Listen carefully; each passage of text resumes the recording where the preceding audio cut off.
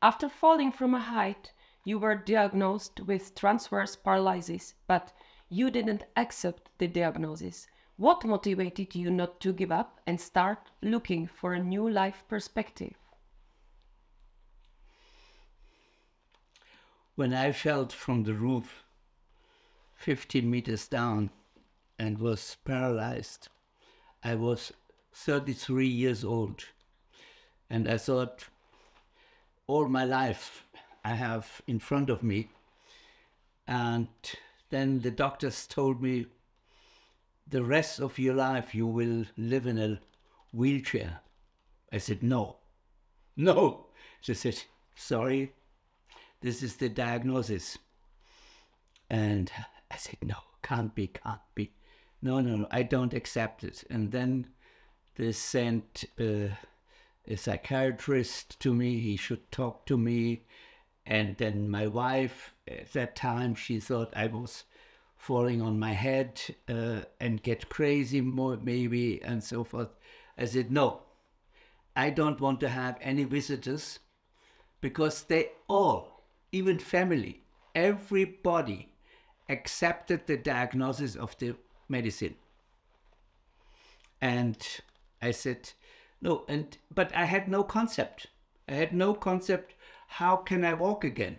There was nothing in my head.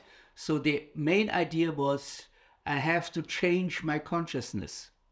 But then I didn't know how to do that. So how did you do that? What was the realization or conviction that changed your life in the most way at this time? I thought, where do I find a different consciousness to what I believe today? Because a consciousness is everything what you think is the truth. And I thought I find it in my head, but there was nothing. I couldn't find it. And then slowly I developed 5 criteria. One is I would like to meet people who have no electricity, who have no roads, no white flour, no sugar, and no tourists. And I thought, these people, they must think in a different way than I do, or like we all do. And but at the same time, my rational mind said, forget it. You are too late.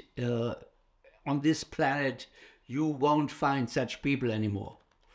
And this was the wonder that even if I refused to have any visitors, my old friend Fritz was suddenly staying on my bed. I said, Fritz, where are you coming from? And he said, yes, I was for 2 months in Asia with a rucksack. And I said, oh, where have you been? And so on. And then I asked him, do you know, I would like to meet people, no sugar, no tourists. And he said, yes, I know. I said, you know, where? And he said, in Ladakh. I said, what is Ladakh? Can you spell it? Oh, I never heard this word. And he said, yes, it's a little kingdom up in the Himalayas, above 3,500 meters altitude. And that was, I thought, wow, really? These people have no roads, no electricity? No. He said, no, nothing. And you know, my whole body shaked. It was like vibrating, even because I was paralyzed from that. And suddenly everything was like electric feeling. And I thought, Fritz, go. I can't stand it anymore. It's too shaking. And he said, when he walked to the door, he turned around and said, but with a wheelchair, you don't get up there. And I said, yeah. Boah. You don't believe it. The next morning, my toe moved. Next morning, my toe, and then I trained. I want to go to Ladakh. Every day I trained as much as possible, always up to sweating completely and tired and so on. At the end, it took me 2.5 years to come to visit Ladakh. because I had no money anymore. I need a film crew to go up there and so forth. And Fritz, I thought he will be my guide, but he disappeared. He didn't believe in that anymore. And I had to find my own way, and I found it. It was the best experience I ever had. Do you remember the moment when you walked out of the clinic by yourself on your own 2 feet without a wheelchair? Do you remember it? How the doctors reacted? When the day came where I be relieved, and I was actually, I had to hire a taxi. There was no relatives, nobody who picked me up, nobody. I had to start my life from the scratch. I didn't know anybody because I had no visitors for 1 year. So my last walk was to the doctor's office. I said, thank you very much. I'm leaving now. Thank you for this treatment and everything. I only have one question. Can you explain why can I walk again? He said, yes, we know. We know. We know from paralyzed people, complete paralyzed, statistically, about every 20,000 cases, there is one case with a spontaneous healing. I said, great. So I'm the one? Yes, you are the one. So I said, now I can believe in statistic. As it is great. And please, and how does spontaneous healing, how does it happen? He said, yes, spontaneously. So then I thought, I have to check that. And I traveled for many years around the whole world, on all continents, in 14 different countries, to find out what is spontaneous healing. It must be a spiritual healing, because spontaneously means no physical input, nothing like that. So it must be a spiritual healing. So how does it happen? How does it happen with the Indians? How does it happen in Russia? How does it happen in Peru or in New Zealand? I have been everywhere and filming all these different possibilities. And at the end, I developed my own method. When you have visited so many countries and met many healers from different cultures, what surprised you or moved you the most during your travels and filming shamanic healing ceremonies? After I have documented all these different methods, I had 130 hours of footage, but I still couldn't understand what are these shamans are doing. And you know, they have feathers, they have a tiger fair, and you know, they're always somehow decorated. I mean, they're always an authority for their community. And I thought, is it the drums? Is it the smoke which are they using? Or is it the mantra which they're recitating? Or what is it? What is the effect? Because it was proved there were healings going on. So I thought, but I don't know. I asked a lot of physicians and others to come into my editing room and look at this footage and say, what could it be? And they said, And then I started to make a film with brain researchers, biological neurologists, so who have a research on how your mind is working. And they told me, look, these shamans, they produce a new reality for their community. They say the ants have spoken, or the concussioners have spoken, or Buddha is speaking about that, or I don't know, Allah. In all different cultures, they're using an institution, a spiritual institution, to motivate their audience to change their life somehow. And I said, aha, that's it. And this is why they're cured. Yes. And then I said, okay, so we can do the same in our society with our way of thinking. And then I thought, I see, you have to build up a new reality, which is just your pure imagination, but the reality becomes real at the end. You're projecting a new reality. You think, for instance, if you know, I don't know, you have a pain or somewhere, your heart is not working properly or anything. So you have to find out the cause for it. And when you know the cause, yes, my love was, I don't know, I suffered because, I don't know, so many longings for, I lost my love or anything like that. So then you have to create a new reality for that cause, which harmonize the conflict. And once you have done this in your mind, and this becomes your new truth, it has an effect on your body immediately. What advice would you like to give to people who are going through difficult life situations and who are looking for a path to heal themselves and transformation? If you want to cure yourself, first make up your mind what you want to cure. Because we always have different, different, how do you say, pains or whatever. You have a pain in your relation, you have a physical pain, you have a money problem, you have anything.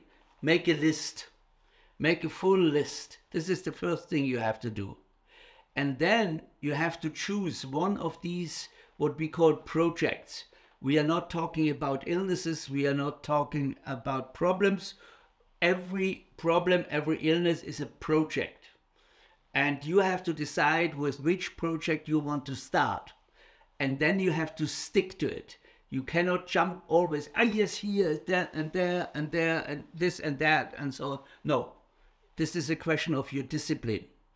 And you start with one project. And there you find out, how long do I have this problem? How old is it? Where did it start? And once you find a situation, a scene where this problem started, so it's because I'm a filmmaker, you know, you have a scene, you see, yeah, there was the peak of the conflict was in this, happened in that scene. So I said, you see, this scene made you ill. It doesn't help you. So you have to change your reality. You have to create a new film for your life in this particular moment. And once you have done this, and this new scene, this new reality becomes your truth, the body follows it. The body is just a mirror for your way of thinking. You're a big believer in the afterlife. Where do you get your belief from that life doesn't end after death? You are asking about reincarnation. Reincarnation means back to carne. Carne means meat, back into the body. Because everything what you want to materialize needs an idea, needs an spiritual input. For instance, if you look now into this monitor, the monitor won't last forever, never. Everything what is material has to vanish again. But the idea stays alive, because the idea, the mind, just your thoughts, they are not made from physical elements. Only material is made from physical elements. And these elements, they have to fall apart again. But your mind can't fall apart again. Your mind is without beginning and without end. So when you die, of course, your body will vanish, will disappear. But your mind can't die. I never have seen that one has buried a mind. It's impossible. You cannot burn a mind or thoughts. It's impossible. So the thoughts will continue. And with this ability, with this mental ability, you create a new form, like a painter. You know, a painter has an idea and then he needs colors and papers and whatever to realize his idea. But then this picture will also disappear one day again. But he has another idea. So you always have an idea what your life could be. And for that idea, you create your body. If you have an idea, you want to, I don't know, you want to get children. So better become a woman and not a man. Then you have children, maybe. Then you have this experience. At the moment, I'm a man. I cannot have this experience. So I have to think about what kind of experience I want to make. Do I want to make an experience with a black color skin, or in which culture, and so forth? You really have to plan your next life. And this is what I do with the people in my seminars. You visited in the Czech Republic 5 years ago in 2018, and now you will be giving a lecture in Prague together with Jaroslav Dušek as part of Festival of Awareness. What was the motivation for you which led to you to accept this invitation to our festival?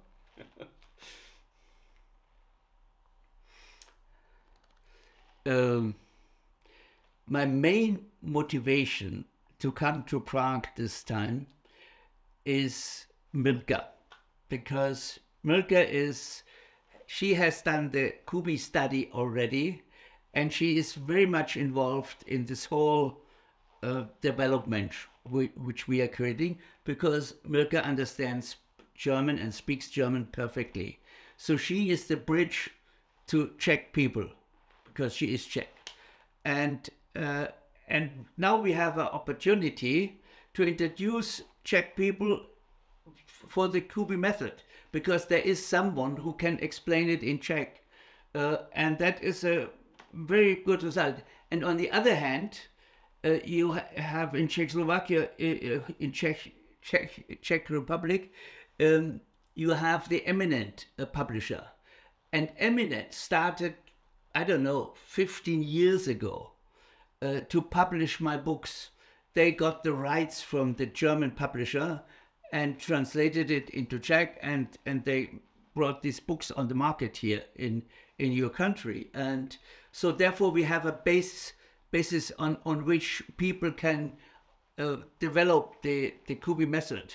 And now they also have someone who can explain it in life.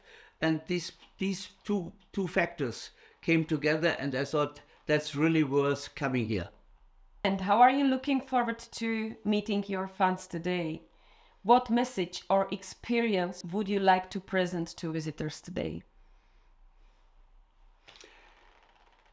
The main message is you are not just a physical being. You are not just bones and meat and so forth. You also have a spirit. Every person has a spirit. Now we're communicating on a spiritual level together. We are not touching each other. We have no physical contact, but we have a strong relation. We are exchanging our thoughts and so forth. So if you identify with your spiritual being, you can call it, if you identify with the soul, you have a completely different life than identifying with your body. The body will disappear, but your mind can't disappear. So therefore, the big change is your identification with your mind and not with your body. All the best.